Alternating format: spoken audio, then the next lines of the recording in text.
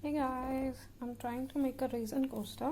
It's very simple, very easy to make. So what you have to do is mix up your resin. I have mixed up in two kinds. One is transparent with gold flakes and the other is yellow color.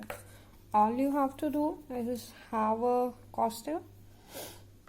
In this mold you have to pour it simultaneously so that it looks good, clear. See how good it's looking. I really love it when the colors just mix up, and it can go any way that you like, and the final outcome will be like this. Just let it rest for a couple of hours and you will get to see the final outcome.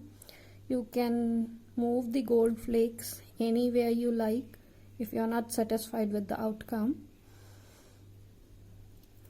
See what I made from this simple procedure.